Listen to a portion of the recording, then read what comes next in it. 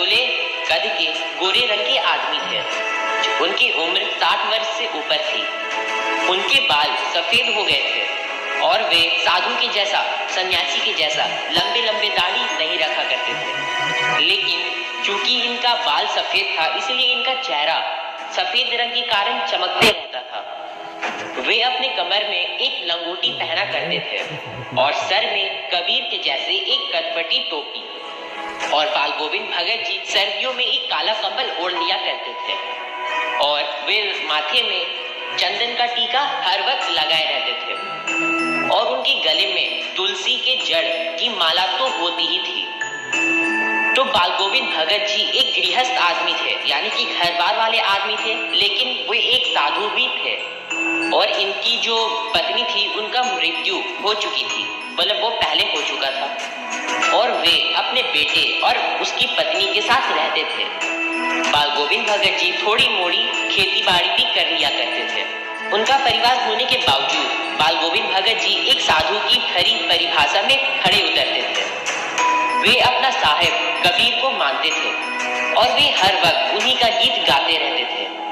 बाल गोविंद भगत जी कभी झूठ नहीं बोलते थे और ना ही वे किसी से बिन वजह झगड़ा किया करते थे, जैसे आजकल एकदम कॉमन हो चुका है। हर कहीं ना कहीं झगड़ा होता ही रहता है जिसका कोई रीजन नहीं होता है। तो वे किसी से झगड़ा भी नहीं करते थे और वे किसी दूसरे की चीज को छूते तक नहीं थे और ना ही किसी की चीज बिना पूछे इस्तेमाल करते थे।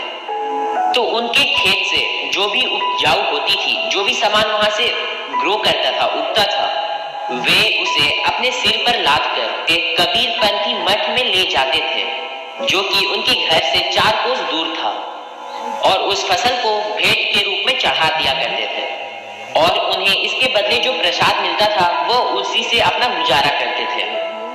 वे कबीर के पदों का बहुत ही मधुर गायन करते थे, यानी कि गाते थे। आषाढ़ के महीने में जब धान की रोपनी हो रही होती है और जब सभी गांव के लोग खेतों में काम कर रहे होते थे, तो बाल गोविंद भगत भी अपनी रोपनी करते हुए उस कबीर के गानों को गाते थे, और वो भी एकदम मधुरता से। भादों के महीने में एकदम अंधेरी रात में जब बारिश आती थी, तो भी उनकी खंजरी बजने लग जाती थी। खंजरी बेसिकली एक म्यूजिकल इंस्ट्रूमेंट था जो बेसिकली भजन कीर्तन में काम आता है। तो वे उस समय भी गीत गाने लग जाते थे। तो जब सारा संसार सो रहा होता था, तब बाल गोविंद भगत जी का संगीत जाग रहा होता था, और कार्तिक महीने में तो इनकी प्रभातियां शुरू हो जाती थी। वे सुबह सुबह एकदम अर्ली मॉर्निंग में या 2 या 3:30 बजे उठकर नदी के किनारे स्नान करने के लिए चले जाते थे और लौटते वक्त पोखरे के पहाड़ में ऊपर बैठकर अपना गाना स्टार्ट कर देते थे। और वे वहां बैठकर गाना गाते गाते इतना उत्तेजित हो जाते थे कि इस ठंड में भी माथे में श्रम बिंदु, यानी कि पसीने की बिंदु चमक जाती थी। गर्मियों में अपने आंगन में गाना शुरू करते थे और उस समय गांव के कुछ लोग भी वहां आ जाते और गाते गाते नाचना गाना भी स्टार्ट हो जाता था, और सभी लोग वहां पर मौजूद अपना तन और मन से वहां डांस करने लग जाते थे, अपना नृत्य प्रदर्शित करते थे। धर्मों उठकर उस दिन देखा गया जब बाल गोविंद भगत जी का इकलौता बेटा की मृत्यु हो जाती है। बाल गोविंद भगत जी ने अपने बहुत ही ज्यादा शौक से अपने एक लौते बेटे की शादी करवाई थी। उनका बेटा मानसिक रूप से थोड़ा दुर्बल था, इसलिए बाल गोविंद भगत जी उसका और भी ध्यान रखा करते थे। उनकी पुतो, यानी कि उनके बेटे की पत्नी, वो बहुत ही सुशील थी। तो जिस दिन उनका बेटा मरता है, तो लेखक भी उनके घर जाते हैं और लेखक ये देखकर हैरान रह गए कि बाल गोविंद भगत जी अपने बेटे को, यानी कि बेटे के शरीर को एक अपने आंगन में एक चटाई पर लेटा दिया था और एक सफेद कपड़े से ढक रखा था। थोड़ी पुष्प थी, पास में ही एक दिया जल रही थी और बाल गोविंद भगत जी जमीन में आसन बिछाकर गीत गा रहे होते थे।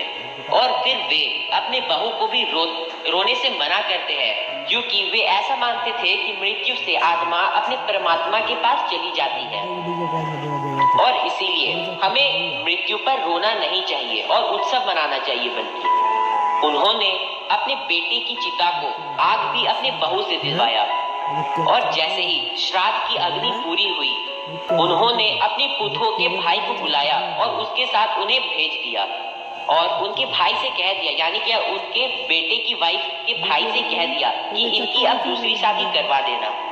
लेकिन उनकी जो बहू थी वो बहुत ही सुशील थी, मैंने आपको पहले भी बताया, और वो जाना नहीं चाहती थी।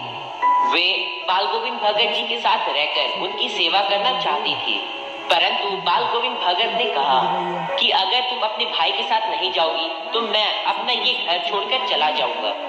तो फिर वो बेचारी अब क्या करती, उसे अपने भाई के साथ अब जाना ही पड़ा। बाल गोविंद भगत की मृत्यु भी उनके अनुरूप ही हुई। हर वर्ष वे एक ना एक बार गंगा स्नान करने के लिए जाते ही थे। उनके घर से गंगा 30 कोस दूर पड़ती थी, लेकिन वे फिर भी पैदल ही जाते थे। वे अपने घर से खाना खा करके जाते और वापस घर आकर ही खाना खाते, बाहर का खाना एकदम नहीं खाते।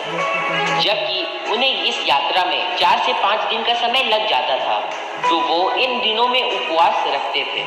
परंतु अब उनका शरीर बूढ़ा हो चुका था और अब की बार जब वे गंगा स्नान करके लौटे तब उनकी तबीयत थोड़ी खराब हो गई थी, लेकिन वे अपना वर्क एकदम कंटिन्यू रखते हैं, उसे तोड़ते बिल्कुल भी नहीं थे। और वे उनका रूटीन एकदम सिमिलर था, वे फिर भी अपना नाच गाना वाला कार्यक्रम शुरू रखते थे, कंटिन्यू रखते थे। और सुबह शाम वे अपने आंगन में बैठकर, आंगन के एक कोने में बैठकर गाना गाते थे। वे डेली नहाते धोते थे। लोगों ने काफी मना किया कि आपका अभी तबीयत खराब है, कृपया आप मत नहाइए, लेकिन बाल गोविंद भगत एक नहीं सुनते और वे डेली नहाया करते थे। फिर एक शाम की बात है, लोगों ने नोटिस किया कि बाल गोविंद भगत जब शाम को गाना गाते हैं तो उनके मुंह से आवाज नहीं निकल रही थी, जिससे लोगों को ये पता चला कि उनका थोड़ा तबीयत खराब है। और सुबह सुबह गाना सुनने को नहीं मिला, जिससे लोगों को ये लगा कि बाल गोविंद भगत जी की मृत्यु हो गई है। तो लोगों ने जाकर के देखा तो पाया कि बाल गोविंद भगत जी नहीं रहे, केवल उनका शरीर ही वहां पर था और वे अब इस दुनिया को छोड़कर जा चुके थे। तो ये था दोस्तों आज का हमारा चैप्टर बाल गोविंद भगत। तो दोस्तों अगर आपको इस चैप्टर का एक्सप्लेनेशन सही लगा, एनिमेशन पसंद आया, तो प्लीज आप उस लाल कलर की सब्सक्राइब बटन को दबाकर हमारे इस छोटे से जर्नी में हमें सपोर्ट करो और लाइक के बटन को दबाना मत भूलना। तो बच्चों